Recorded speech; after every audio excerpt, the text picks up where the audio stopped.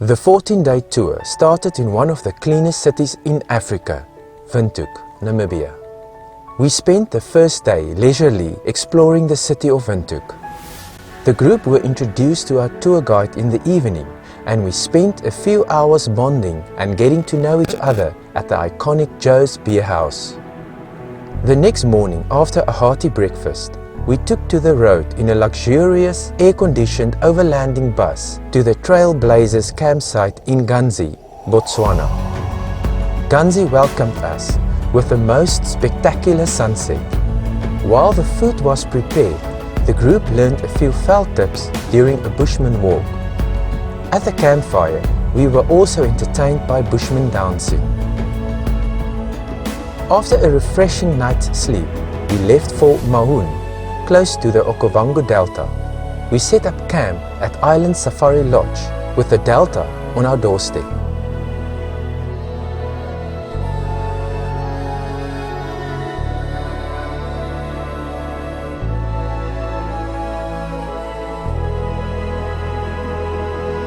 As an optional extra, we could fly over the Delta to get another breathtaking perspective of this natural wonder.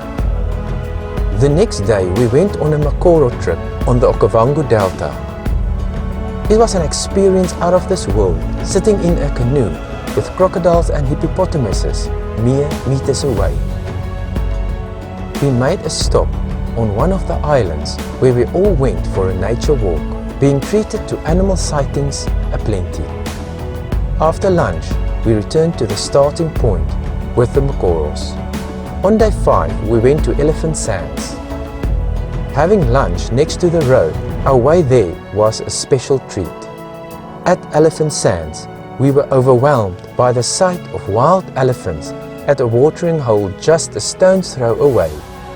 In awe of these majestic animals, we sat, quietly, captivated, and taking photos while the camp was set up. It was a wonderful end to the day, putting us in a reflective mood that had us recapturing our experiences while we enjoyed a hearty meal.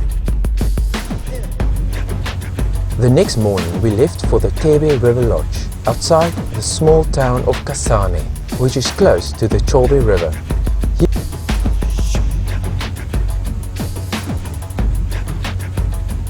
Here we had a magical experience of a sunset boat trip on the river, getting once-in-a-lifetime sights of crocodiles, elephants, hippopotamus, buffalo, antelope, birds, and much more.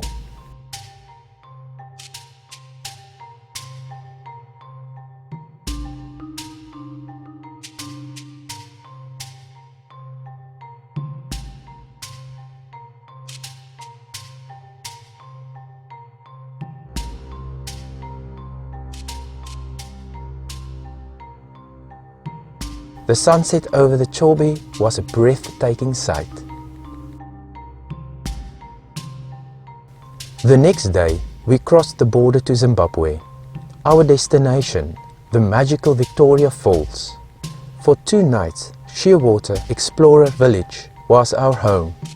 First, we definitely had to see the spectacular views of Victoria Falls with its rainbow.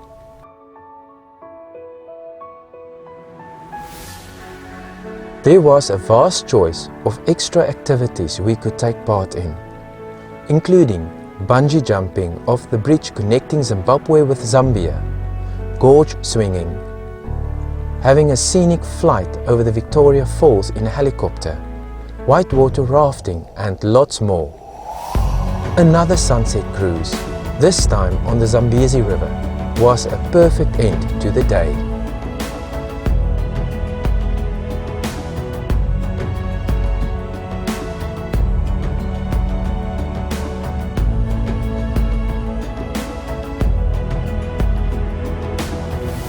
Our next stop was Wango. After the camp was set up, we had some unexpected guests, a troop of mischievous monkeys whose antics were very entertaining. A sunset game drive and some snacks while viewing animals at a watering hole was our last activity of the day.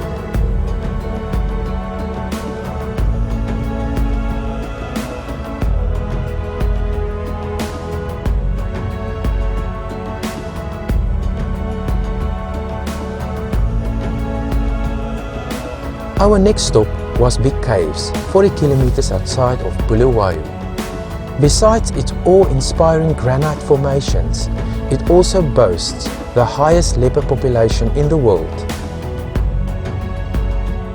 The following day, we went for a game drive with the iconic Ian Hammer, who took us on a rhino walk where we came to within a few meters from the beasts.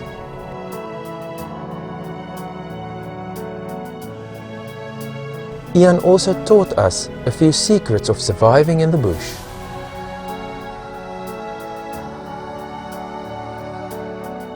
Next on our itinerary was a cave with spectacular bushman paintings, combined with a history lesson.